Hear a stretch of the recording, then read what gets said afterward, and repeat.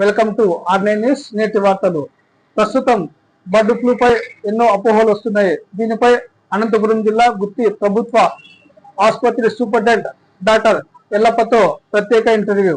ఈ సందర్భంగా ప్రభుత్వ ఆసుపత్రి సూపరింటెండెంట్ డాక్టర్ ఎల్లప్ప మాట్లాడుతూ, మన గుత్తి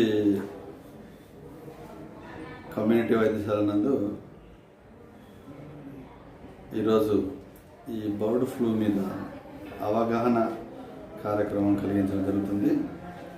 సాధారణంగా ఈ వైరస్ జ్వరం, ఫ్లూ జ్వరాలు అనేటువంటి వైరస్ వల్ల వచ్చే జ్వరాలు ఇవన్నీ.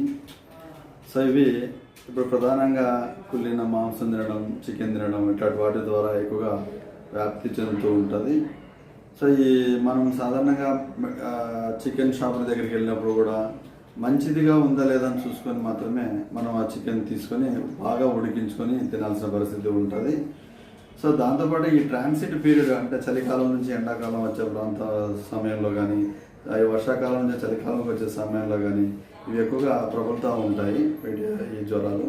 సో ఈ జ్వరాలకంతా ప్రధానంగా జాగ్రత్తలు, ఆరోగ్యపరమైనటువంటి సూచనలు తీసుకోవడం ప్రధానమైన విషయం. వైద్యం కన్నా ప్రివెన్షన్ అనేది చాలా ప్రాముఖ్యత కలిగి ఉంటుంది. అందుకనే ఏదైనా బాగా ఉడికించి తినడం, ఇమ్మీడియట్గా వైద్యుని సంప్రదించడం చేయాల్సిన పరిస్థితి ఈ ఫ్లూ జ్వరాల నుండి ఉంటుంది ఎక్కువగా. సో అంతేకాకుండా ఈ సీజన్లో, ఈ ఎండాకాలం స్టార్ట్ అయ్యే సీజన్లో కూడా డయేరియల్ డిసీజెస్ కూడా ఎక్కువగా మనకి వస్తూ ఉంటాయి. ఎందుకంటే సరైనటువంటి నీళ్లు డ్రై అయిపోతూ ఉంటాయి, వాటరు కలుషితమైన నీరు తాగుతూ ఉంటారు, ఎక్కువగా ఈ ఎండలకి ఎక్కువగా తిరుగుతూ ఉంటారు. సో మిక్స్డ్గా ఈ డయేరియల్ డిసీజెస్ ఎక్కువగా వస్తుంటాయి. కాబట్టి ముఖ్యంగా మన ఇంట్లో ద్రవ పదార్థాలు ఎక్కువగా తీసుకోవాల్సిన పరిస్థితి ఉంటుంది. అంటే ఓఆర్ఎస్ ద్రావణం కానీ, లేదంటే గంజి కానీ, జావ కానీ ఇట్లాంటివి ఎక్కువగా వాడుకోవాల్సి ఉంటుంది. సో మాంసాహారం ఈ సీజన్లో తగ్గించుకోవడం చాలా ఉత్తమమైన పని. మసాలా కానీ, మాంసాహారాలు కానీ ఎక్కువగా వాడుకోకుండా సరళమైనటువంటి పదార్థాలు తీసుకుంటూ నీళ్ళ లాంటి ద్రవ పదార్థాలు ఎక్కువగా వాడుకుంటే ఈ డయేరియల్ డిసీజెస్ నుంచి కూడా మనం బాగా కాపాడుకోవడానికి అవకాశం ఎక్కువగా ఉంటుంది. సో ఏదైనా కొద్దిగా 1-2 రోజులకు మన ఇంటి వైద్యం చేసుకున్నప్పుడు తగ్గకపోతే ఇమ్మీడియట్గా వైద్యుని సంప్రదించి హాస్పిటల్ నందు చికిత్స చేయించుకోవడం చాలా ఉత్తమమైన పని. ఇప్పుడు మన వైద్యశాలలో, ఈ ప్రాంతీయ వైద్యశాల, కమ్యూనిటీ వైద్యశాల నందు అన్ని సౌకర్యాలు కలుగజేస్తున్నాం. స్టెమీ ప్రోగ్రామ్ కాడ నుంచి, స్వచ్ఛ భారత్ కాడ నుంచి ఆల్ ప్రోగ్రామ్స్ రన్ చేస్తున్నాము. హాస్పిటల్లో శుభ్రత, పరిశుభ్రతను కూడా చాలా పకడ్బందీగా నిర్వహిస్తున్నాము.